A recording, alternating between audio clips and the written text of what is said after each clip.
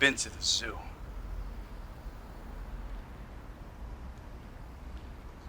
Said I've been to the zoo. Mister, I've been to the zoo.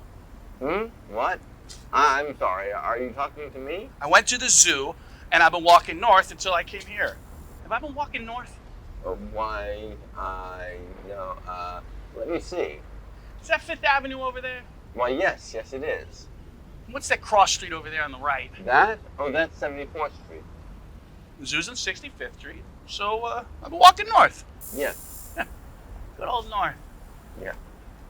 But not due north. No, not due north. We call it north. It's northerly.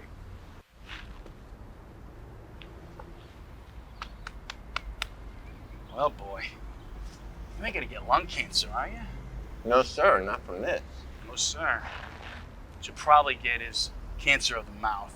And you have to wear one of those things Freud wore, and they took the whole side of his jaw away. What do they call those things? A prosthesis? The very thing. Prosthesis. You're an educated man, aren't you? Why? You a doctor? No, I read it somewhere. In Time Magazine, I think. Time Magazine ain't for blockheads. I suppose not. Boy, I am glad that's Fifth Avenue there. I don't like the west side of the park too much. Oh? Why? I don't know. Oh.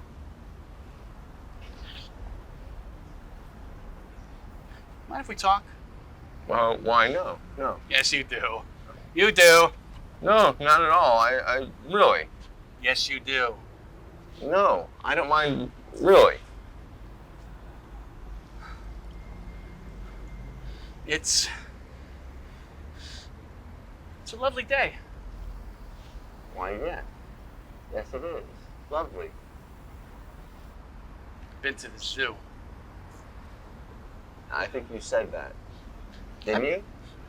I bet you got a TV at home, huh? Yes, two. One for the children. You're married. Why, certainly. It's not law, for God's sake. Well, I know. Of course not. You have a wife. Yes. And you have children. Yes. Boys? No, girls. Both girls. But you wanted boys. Why, naturally, every man wants a son, but... But that's the way the cookie crumbles. I wasn't going to say that. You're not going to have any more kids, are you? No, no more. How would you know that? Why would you say that? You cross your legs, perhaps? Something in the voice? I don't know. Maybe I'm just guessing. Is it your wife? It's none of your business. Do you understand? But you're right. I'll have no more children. That is the way the cookie crumbles. Yeah, I suppose so. Mind if I ask you some questions? Why no? I'll tell you why I do it.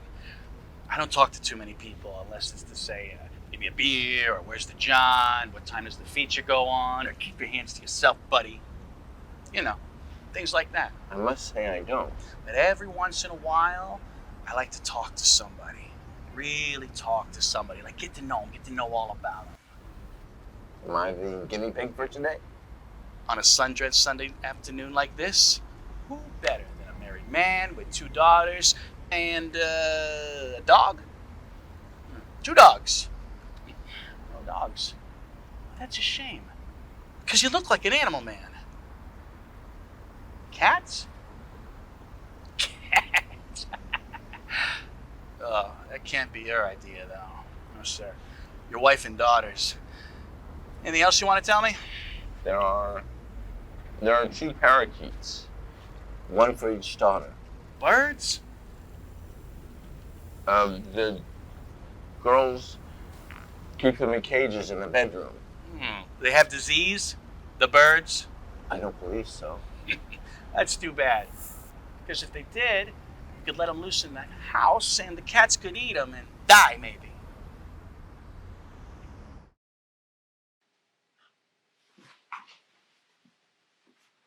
Mel, is that you? Did Mildred come in and clean today? Not today. Mondays and Thursdays. Oh. What happened here? Why is this place such a mess? We were robbed. What do you mean, robbed? Robbed! Robbed! They come in, they take things out. They robbed us.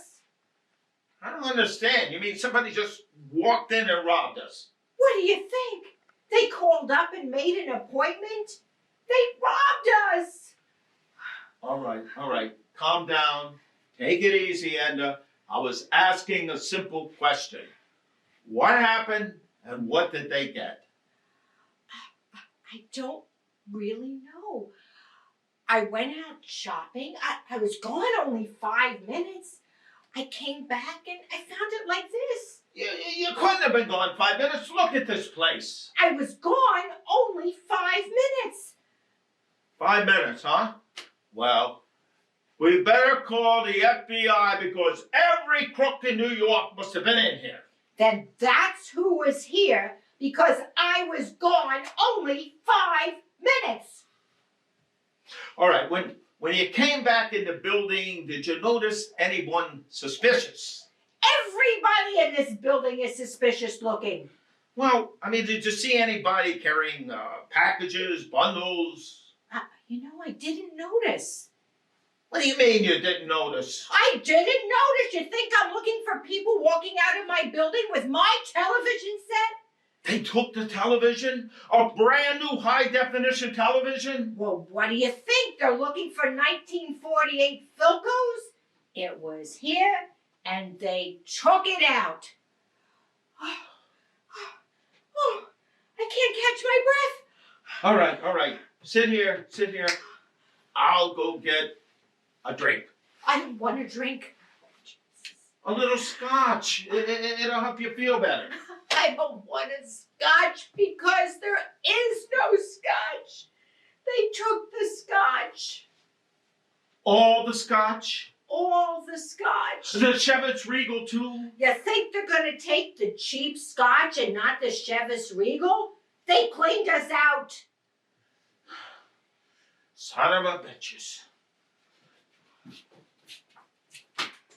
Sons of bitches! All in 5 minutes, huh? There must have been gorillas who left all that stuff out of here in 5 minutes. Would you leave me alone about the 5 minutes? Sons of bitches. And would you stop swearing? The police will be here any minute. I just called them. You called the police? Isn't that what I just said? Well, did you tell them we were robbed? Why else would I call the police? I'm not friendly with the police. What kind of questions are you asking me? What's wrong with you? All right. Calm down. You're hysterical. I am not hysterical. You're hysterical. You are making me hysterical. Don't you understand? My house has just been robbed. What, am I a boarder? I mean, this is my house, too. They took my Chevy Regal and my high-definition television the same as yours. But you aren't the one who came in and found it. I was. What's the difference who found it? We still have nothing to drink and nothing to watch. Look, I am just as upset as you are. All right. I'm sorry. I didn't mean to yell at you. I'm nervous, too. Just sit here. I'll go get us a Valium. I don't want a Valium. Why not? It'll make you feel better. It will not make me feel better, and I am not taking a Valium. Why are you so stubborn? I am not being stubborn. I'm not taking a Valium because they took the Valiums. They took the Valiums? The entire medicine chest. Valiums, Seat-Ganols, mouthwash, razor blades, shaving cream. Oh, they left your toothbrush. So if you want to brush your teeth, you can still do it. I don't believe you. I don't believe you.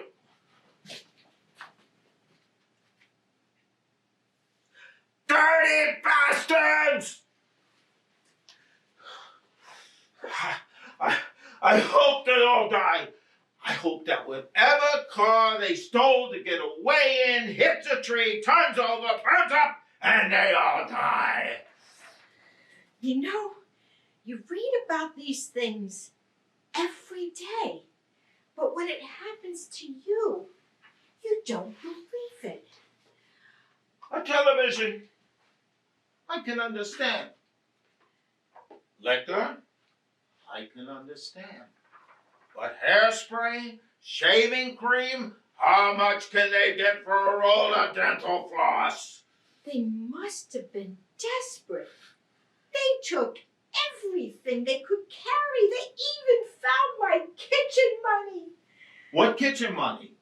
My kitchen money. I had it in this book. $68. In cash? Why would you keep cash in a book? So nobody would find it. Where else would I put my kitchen money? Someplace they couldn't find it, like in a jar or in the sugars. Look, they took the medicine chest. You think they're not going to look in a jar of sugar? Nobody looks in the sugar. Nobody steals razor blades and mouthwash. Only sick people. That's all that's left in this world. Sick, sick, sick people. It's all right. It's all right, Edna. All right. The important thing is you weren't hurt.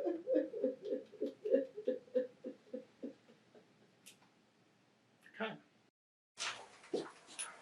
Hi. Hi.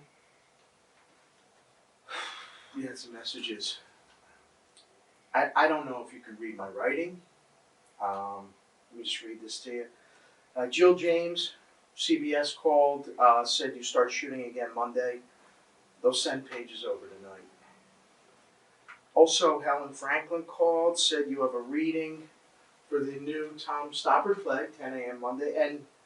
And Faye called you like 1,000 times, says it's urgent. She wants to have lunch. She's free every day. You might as well just take this. I'm sorry, I wasn't listening. I couldn't take my eyes off your suitcase. I explained everything in a letter, and I put it on the bed. Oh, good. I was worried I wasn't getting any mail. Where are you going? I'm going to Los Angeles. Paramount has an interest in Duchess of Limehouse as a film. When did all this come out? 2 weeks ago. Why didn't you tell me? I had no reason to go 2 weeks ago, you know. Leave it to you to make a point. How long will you be gone? I don't know. Where will you be staying? I don't know. Just gonna circle the airport for a few days? You never lose that equilibrium, do you? Ever. You'd think not. I hate to see an x-ray of my stomach right now. Listen, I really don't think us being apart for a while will do us any damage.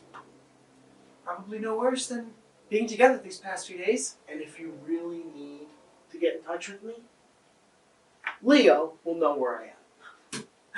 And I'll know where Leo is. I really have nothing else to say right now. How about you? I have no statement to make at this time. I'm happy you're getting all this work. I know it's what you want. And I know it's important to you. I'm glad you know what I want, George. If you would have met me 5 years ago, you would have saved me a lot of doctor money. Well, I was busy 5 years ago. You don't have to remind me. Funny how this all works out. You pack up and go and leave me with all your memories. Well, I'm sorry, but you can't get a 5-room apartment in an overhead bin. Is there anything you'd like me to take care of while you're gone? Oh, no. You're taking care of everything fine right now. Oh, go on. Get the hell out of here. Leave. Your mystery plane is waiting to take you, shrouded in secrecy, to your mystery hotel in the intriguing West Coast. I got a few minutes, and I don't want to miss what promises to be our most stimulating conversation since the time I thought you were an 85-year-old woman on the telephone. Isn't it funny? The moment I show you any anger or abuse, that's the one time I can really hold your attention. Tell me, George, what can I say that would really hurt you? I want to send you off happy. Well, just leaving is reward enough, really. You know what you want more than me. I don't know what you expect to find out there. Except maybe a larger audience for your 2 shows a day of suffering. I know I can stand here and watch you destroy everything I've ever wanted in life, wanting to smash your face with my fists, because you won't even make the slightest effort to opt for happiness and still know that I love you. It's always so clear to me. It's the one place I get my strength. You mean so much to me that I'm willing to stand here and take your abuse, your insults, and your insensitivity, because it's the one thing I know that you need to do to prove I'm not going to leave you. And if you want to test me, test me. If you want to leave, leave. But I'm not going to be the one that walks away. I'm not. I don't know if I can take it forever, but I can take it tonight. I can take it next week. Next month, I may be a little shaky. But no matter what you say about me, George, I feel so good about myself. Better than when I felt when I ran from Cleveland and was frightened to death of New York. Better than when Gus was coming home at 2 a.m. just to change his clothes. Better than I felt when I thought there was no one out there in the world for me. Better than I felt the night before we got married. And I thought I wasn't good enough for you. Well, I am. I'm wonderful. I'm nuts about me. And if you're too stupid to throw someone sensational like me aside, then you don't deserve as good as you got. I'm sick and tired of running from places and people and relationships. And don't tell me what I want, because I'll tell you what I want. I want a home, I want a family, and I want a career too. And I want a dog and a cat, and I want 3 goldfish. I want everything. Because there's no harm in wanting it all. There's not a shot in hell we're going to get it all anyway. But if you don't want, you have even less chance than that. Everyone's out there searching for easy answers. And if you can't get it at home, hop into another bed. Maybe you'll come up lucky. Maybe. You'll be just as surprised at all the maybes I've seen out there lately. None of that for me, George. If you want me, fight for me. Because I'm fighting like hell for you. I think we're both worth it. I do, however, have one fault. One major, glaring, monumental fault. Sometimes I don't know when to stop talking. And for that, I apologize, George. I'm sorry. I am now through.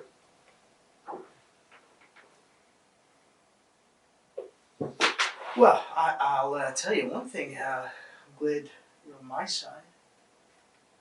You know, Jenny, I'm not a doctor, but I'm pretty certain you're probably the healthiest person I ever met in my life. Funny, I don't look it. Listen, I want you to know that I am crazy about you. Do you know that? I know that. No, you don't know that. I am absolutely crazy nuts for you. No, you're right. I didn't know that. You know, I wanna take you in my arms, tell you that all the bad stuff is over. That's finished. What's for dinner? But I can't. I can't because I am stuck here. My head, I'm going crazy. Something keeps me here, glued to this spot like that ugly, overstuffed leather chair. I can rearrange the furniture. Don't make it any easier for me. I'm fighting like hell to hold on to my self-pity, and I had to find the most understanding woman in the world. I'm not so understanding. Yes, you are. You said it yourself. Listen, I swear to God, there's nothing about you I would change. Nothing at all. You're perfect. Let me go to Los Angeles. Let me try to get unstuck. I'll be at the Chateau Marmont Hotel, in my room, unsticking like crazy. Couldn't I go with you? I wouldn't bother you. I would just watch. And then the people next door would watch, and then pretty soon we'd have a crowd, right? So take care of yourself.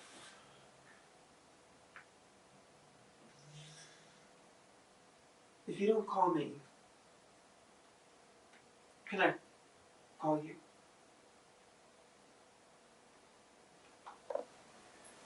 Listen, we probably have one of the most beautiful marriages that was ever in trouble.